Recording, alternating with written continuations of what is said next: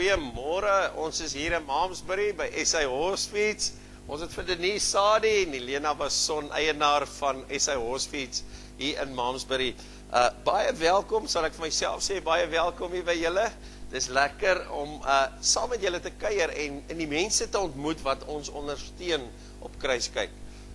Jy weet, dit kos baie geld om opnames te doen en alle uitgawes, maar het is lekker om te sien, daar's nog mense wat omgee vir die woord van die Here, dat die woord van die Here uitgedra word na buitekant toe. En wanneer ons kyk na ons SMS terugvoering, ek wil al die kykers vra, SMS vir ons na afloop van die program. Hoe het jy dit geniet? Het dit vir iets beteken? Dit gaan op ons website en weet jy, die terugvoering wat ons kry is fenomenaal. Maar baie dankie. Kom ons spring weg vanmôre en ons hoor, Helena sê vir ons, jy as 'n Christen vrou, ons het vanoggend hier ingekom en ons het sommer net ervaar hoe die Here se teenwoordigheid hier is in hierdie plek is en julle as Christen vroue in 'n besigheid, jy weet, daar's challenges, daar's uitdagings, 'n mens kom te doen met 'n wêreld daar buitekant wat God nie dien nie. En hulle dink nie dieselfde as ons nie, jy weet, vir 'n ou daar in die wêreld wat God nie het nie, vir hom is dit sukses en hy trap oor elke ou wat in sy pad kom om bo uit te kom. Maar julle as Christen vroue in hierdie besigheid, jy weet, julle kry challenges en uitdagings in die eerste plek van hoe lewe ou jou Christenskap uit en die ander ding is as besigheidsvrou, jy weet, hoe in die mannewêreld, jy weet, hoe staan jy jou man of kan ek sê, hoe staan jy jou vrou in 'n mannewêreld daar buitekant? Sê vir ons. Ja, vir my as 'n Christen vrou is die belangrikste ding om 'n besigheid te ran is maar my geloof en die ondersteuning wat ek kry. Ek het groot geword saam met wel 2 susters en 'n boetie en my ma en pa is baie streng Christene ook. So ek het groot geraak met daai voorbeeld. My pa is ook 'n besigheidsman en om 'n Christen te wees met 'n besigheid is vir my baie eenvoudig aan die een kant van die saak dat al my besluite, al die keuses waarvoor ek kom, besluit ek net in dit wat my hart vir my sê, dit wat die Here vir my op daai dag in my hart plaas en dis my besluit vir daai dag. Ek dink 'n vrou wat baie keer te impulsief is. Ek dink 'n ding en ek doen 'n ding nou en dit is wat die Here vir my op daai oomblik sê, sal ek dan deurvoer. En die kringe wat ons in beweeg, die mense met wie ons te doen het, is soos jy definitief sê, mense wat nie almal Christene is en wat hulle ondersteuning en hulle grounding in die Here vind nie. En ek sien daai mense se lewens en ek sien die kwellings en die probleme wat hulle het en ek besef dit is baie eenvoudig, jy het nie God in julle lewe nie. So vir my, ek probeer 'n voorbeeld uitleef. Ek probeer mense kan sien, ek meen hulle hoor van die probleme wat ek het, hulle hoor van die wisselkoers is nou weer swak of die container is nou weer laat, hoe deel jy daarmee? En hulle vra altyd, ek is altyd baie rustig deur dit als en ek voel dis 'n geloof ding. Dis nie in my hande nie. Die container wat laat is in my hande nie, die wisselkoers is in my hande nie, so dit help nie om daaroor wakker te lê nie, dit help nie om daaroor te huil nie, dis die Here se, dis alles by eind van die dag die Here se besluit, en so hierdie besigheid is nie myne nie, ek is nie die eienaar nie, ek is die bestuurder daarvan vir die Here, hy het dit vir my gegee, en as hy... Kan ek net gou so interrup, sy sê nou vir my iets baie moois, jy sê jy's nie die eienaar van hierdie besigheid nie, en dis my wonderlik, want dan sê 'n mens eintlik jy gee dit oor aan God. Absoluut. So jy bestuur dit wat God sê. Verseker. So jy skryf net die checks. Ja, ek spandeer die geld. Pragtig. Jy spandeer die geld en skryf. Ja, en dis vir my pragtig. So dit gee vir 'n ou vir besigheidsmense daar buite kan die key tot jou sukses om te sê, gee jou besigheid oor vir die Here. Bestuur hom net vir hom. Ja, en die geld, dis nie my geld nie. So vir my, as ek geld verloor oor 'n dom besluit, dan voel ek skuldig daaroor, want dit is die Here se geld. En as baie geld in die rekening is, dan dink ek, hoe moet ek dit spandeer, want dit is die Here se geld. Dan bel jy my. Bel die kerk. En ek dink, daar ook as die Here môre of oormôre vir my sê, Helena, jy's klaar met SA Horsefeeds, dan sal ek dit berus. Absoluut. En dan sal ek dink, wat is die volgende uitdaging? Ja. Vir my ook probleme, die containers wat laat is op die wisselkoers, ek sien dit as uitdagings, ek sien dit as die Here wat goedjies in my pad gooi, hoe gaan jy hiermee deel? Kyk, hoe gaan jy dit vir my uitsorteer? Ja, anders as alles te smooth sailing is, dan vergeet jy van die Here. Ja. Jy moet so 'n bietjie moeilik wees nou en dan, om net om vas te hou, en om te besef waaraan jy vashou. Ja, dat jou vertroue is nie in jouself nie, ek dink, baie maak die fout om te dink ek het hierdie ability en ek het hierdie kennis en ek, maar die moment wat daai ek daar is, loop jy die gevaar om môre oormôre te fail. En ek dink baie besighede wat nie slaag nie is omdat daai persoon, en dis wat vir my mooi is wat jy sê vanmôre, dis God se besigheid. Dis al hoe 'n mens vandag kan slaag in die besigheidswêreld as jy kan sê Here, dis u besigheid. Here, 10de van daai besigheid gaan na u werk toe, daar sal klaar jou sukses. En dan te kom sê Here, nou bestuur u dit. Sê gou vir die kykers, ek weet ons het vroeër gesels en ek sê weet 'n ou het maar waar jy iewers iemand jou te nakom. Jy weet waar iemand dalk met jou 'n belofte gemaak het. Dit sê ons kykers sit met daai probleem. Jy weet ons kry skade in die besigheidswêreld. Mense trap op jou, mense doen jou in, mense doen jou skade. Hoe verwerk jy dit as Christen persoon vandag in wanneer hierdie goed op jou pad kom? Vertel 'n bietjie vir die kykers vanmôre. Ek dink eerstens I don't carry grudges. Mense wat my te nakom, kom eintlik alself te na, want dis 'n geloofding en as hulle nie kan sien die foute wat hulle maak nie, as hulle nie sien hulle is oneties nie, dan doen ek nie verder met hulle besigheid nie en ek voel hulle kan eendag as hulle voor die groot stoel gaan staan self verduidelik. Elkeen is verantwoordelik vir sy eie doen en late hier op aarde en jy moet eendag voor die groot stoel gaan staan en sê hoekom ek vir dit het en hoekom ek vir dat het. So die ouens wat vir my te nakom, ag, dit is nou nie groot goed of elke dag nie, maar dit gebeur. Ek vergeet van jou en ek beweeg aan. Ek gaan dit definitief nie elke aand huil daaroor in my slaap nie. Ek beweeg aan. Ek skuif jou uit en as die Here daai mense vir my uitwys, dan sê ek maar eerder dankie dat dit nou gebeur en nie down the line as dinge dalk nog erger kon gewees het en meer geld kon verloor het nie. So daai ouens moet maar vir hulle self eendag gaan verduidelik. Dink jy mense kry dit reg om te vergeet? Baie ouens sal vir jou sê vergewe maklik, maar daai vergeding, jy weet ek sukkel om 'n ding te vergeet, jy weet.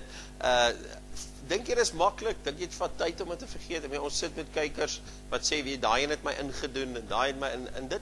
Die Bybel sê dat onvergewensgesindheid is 'n skeidsmuur tussen jou en God. En baie kykers vanmôre sê, pastoor, ek bid teen 'n dak vas. Ek bid, maar dit voel nie of ek met die Here kommunikeer nie. Ja, ek dink dit is moeilik om te vergewe want die perdewêreld en die voerwêreld is maar klein. So jy het te doen met daai ouens. Jy sien hulle van dag tot dag, maar ek is iemand wat my kop hoog hou en wat sal vriendelik groet en ek sien dit as 'n persoonlike aanval nie. Dis die duiwel wat daar ingetree het en dis die duiwel wat daai besluit te laat neem. So ek kry eintlik daai persone jammer want hulle het nie wat ek het nie en dit is wat ons almal wil hê is om die Here in ons hart te kan hê en om te kan uitstraal. Dit kan goed gaan met 'n besigheid en dit kan lekker wees al doen jy dit vir die Here. Ja. Want mense wil dinge self doen soos wat pastoor gesê het. Mense wil in hulle eie krag en hulle wil nie daai oorgee aan die Here nie. So tot daai ouens nie wil oorgee aan die Here nie, kan ek nie regtig 'n pad stap en kan ek nie daai ou regtig te veel in my lewe toelaat nie, want as hy nie my voorbeeld sien nie, dan raak dit 'n emosionele aftrek en daarvoor het jy ook nie krag nie. So ja, ek is elke maand in 'n ouens se winkels en ek is elke maand daar en ek glimlag en ek gee vir hulle die special pryse deur en ek gee vir hulle die terme en iewers sal die Here in hulle harte werk en sal hulle ook die etiese waardes begin value en begin sien hulle mense. Iemand het eendag gesê gaan verkondig die boodskap buitekant en indien moontlik gebruik woorde. Ou se lewe moet getuig van wat binnekant jou is. En wanneer 'n ou deur al hierdie goed gaan waar mense jou te nakom, ek weet van besigheidsmanne wat moes toemaak omdat mense hulle nie betaal het nie. Jy weet, en ek dink daar sit duisende wat na ons kyk en sê, maar ek stem saam, dit het met my ook gebeur, maar ek kan nie daarvan losbreek nie. En dis so belangrik vanmôre dat 'n ou moet, want dis hoekom die Here die nagmaal ingestel het, gesê het, jy mag dit nie gebruik nie, maar gebruik dit. Maar jy mag dit nie gebruik as jy iets teenoor iemand het nie, want die Here weet is belangrik dat 'n ou niks teenoor iemand het nie. Nie jou man, nie jou vrou, nie jou kinders, nie jou partner, nie iemand wat jou te nagekom het nie. Die Here wil hê jy moet skoon wees vanmôre en dit laat my dink aan die storie van die koning in die Bybel waar hy die koning baie geld geskuld het en hy het vir genade gaan smeek en hy het gesê koning, ek skuld u baie geld, vergewe my, en die koning het hom jammer gekry. Maar die hartseer is hy het huis toe gegaan en sy slaaf wat hom net 'n paar rand geskuld het, kon hy nie vergewe nie. Hy het hom in die tronk laat gooi, hy het hom laat slaan, hy het sy vrou en kinders verkoop as slawe. En toe die koning dit hoor, toe was hy so woedend en gesê, maar hoekom, ek het jou dan van so baie, jy weet, en elke keer as ek by iemand kom en hulle kan nie vergewe, dan vertel ek hulle hierdie storie. En dan sê ek vir hulle, weet hoe baie maak ons God seer elke dag? Hoeveel keer stel ons om te leer? Maar weet jy wat, elke keer, wanneer ons na hom toe gaan en sê, Vader, vergewe my, dan sê die Bybel, daar is een ding wat God nie kan doen, hy kan nie onthou wat jou sonde van die verlede is nie. En dan sê hy, as jy môre of oormôre na hom toe gaan, dan sê hy vir jou, maar, Here, ek is jammer dat ek nou weer daai ding, dan sê hy, maar wat sê dan? Hy sê, wanneer ek vergifnis gaan vra, dink ek nooit weer daaraan nie. Die Bybel sê, hy dink nie eens weer daaraan nie. Hy kan nie, want dis verby. En net so kom die beroep na my en u toe vanmôre is, dis 'n harde wêreld in die besigheidswêreld, maar die sukses het ons vanmôre gehoor is, gee jou besigheid vir God. En definitief stilte tyd. O, ja. As baie keer soggens dan is die dinge bietjie hastig en jy kom nie altyd by jou stilte tyd uit nie. En daai dag gaan dinge verkeerd. Daai dag, jy het nie jou oggend godsdiens in plek nie. En daai dag voel ek net, alles is te mekaar, alles is 'n gesukkel. So maak jou tyd vir stilte tyd. Bid gedurende die dag. Vanaand as jy by die huis kom, sê dankie vir wat jy gekry het deur die loop van die dag. Ek voel definitief, as ek rond is en nie by die huis is altyd nie, dan, yes, like it, as ek die oggend my stilte tyd gehad het, dan voel het net soos 'n blou maandag elke dag van die week. Dis baie belangrik, dat 'n ou sal kom vanoggend en dat jy sal sê, nommer 1, ek gee my besigheid vir God. Ons gee hulle baie pointers vanmôre. Nommer 2, moet dit dalk afskryf, want dit kan jou lewe verander. Nommer 2 is, jy kan nie 'n dag begin sonder dat jy nie hierdie dag vir God gee nie. Die Bybel sê elke dag is 'n nuwe dag. Jy kan nie ry vandag om gister se gebed hê. Vandag moet jy sê, Here, ek gee hierdie dag oor aan U. Here, wat maak die deure oop wat moet oop en die deure toe wat moet toe. En Here, rig U my voetspore. En dan verseker ek U vanmôre, Helena, hulle kan sê wat die sukses is van 'n besigheid is en van enige iemand se lewe waar jy ook al is. As jy dit gaan begin doen elke dag, kan dit nie anders as om suksesvol en goed met jou gaan. Ja, en as die sukses op 'n punt begin draai en dinge gaan moeiliker, dan gaan jy soveel meer sterk voorbereid wees en jy gaan dit kan hanteer. Ja. En dan is dit maklik om te sê, Here, help my, want nou voel dit nie vir jou of jy die Here as 'n spaarwiel gebruik nie, want baie ouens hardloop na die Here toe wanneer dit met hom swaar gaan. En dan gaan hy sê, maar gaan weg, ek het jou nie geken nie. Waar is jy elke dag? Jy weet, maar die Here is tog genade, hy sal jou hoor, maar voorkoming is altyd beter as genesing. En 'n ding wat vir my ook baie mooi was wat Helena gesê het is, leer uit jou foute uit. Ek het met hierdie ou besigheid gedoen. Hy het my te nagekom. Ek het hom vergewe. Ek het al na mense toe gaan sê, weet jy wat, daai geld, moenie daaroor worry nie. Ek het jou vrygespreek. En dan kyk die ou my en sê hy, maar regtig? Jy weet, die ou is verbaas. Skryf jy daai geld af? Sê ek ja. As hy nie wonderlik, ons moet gaan koffie drink, sê ek nee. Weet wat, my besigheid met jou is, met ander woorde, die Here wil ook hê ou moet leer uit jou foute uit. Ja, die toets is daar, maar ja, ons moet vryspreek. Maar kom ons leer uit ons foute uit. As ek my vrou skel in die oggend en ek gaan sê vir haar vanmiddag, weet jy wat, bring 'n bossie blomme huis toe. Kyk, as ek blomme bring, dan wil my vrou altyd weet wat's fout.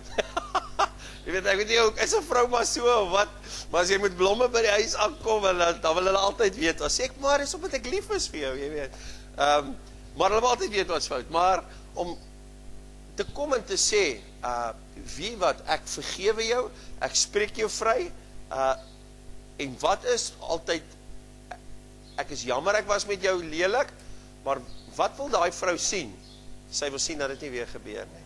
Ek kan nie elke dag kom en sê, net so met daai besigheidspartner wat jou ingedoen het, die Here wil hê ons moet leer deur ons foute, en laat ons nie dieselfde fout oor en oor moet maak nie. En ek dink dat dit vir my baie mooi uitgelig, wat jy uitgelig het vir ons vanoggend, om te sê, weet jy wat, as ek gaan jou 'n geleentheid gee, daarom sê hulle, dat vriendelikheid is alledaags, vriendelikheid is daar, maar vriendskap is duur.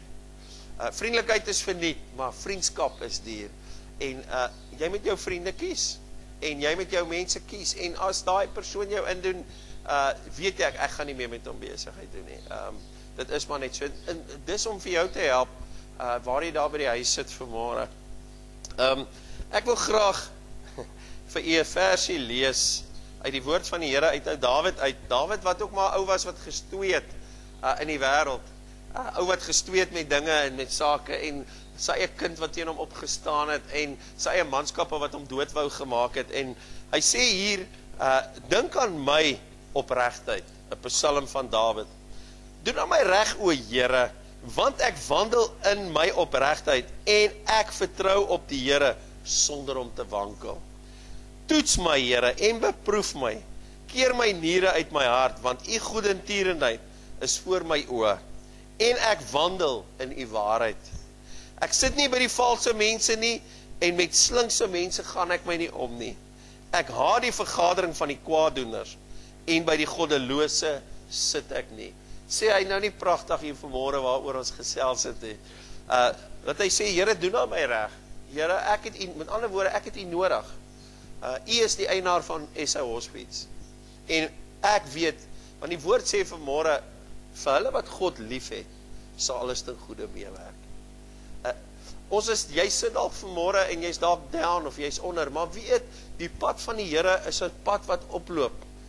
En daar lê beloftes. Hy sê, dit wat ons nog eers gedink het, is dit wat God vir julle twee voorberei het. Maar daar is 'n vereiste vir hulle wat God lief het, nie vir almal nie. Baie mense sê, ja, die Here sal dit vir my ten goeie. Nee, die Here sal dit vir hulle te laat goed werk vir die wat hom lief het.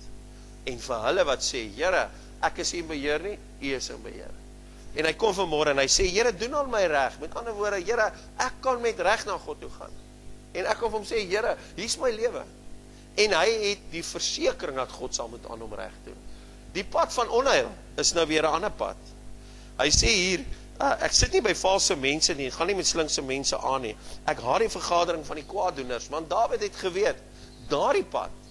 Daarom sê die Bybel, ek sit voor julle lig en duisternis. Kies lig.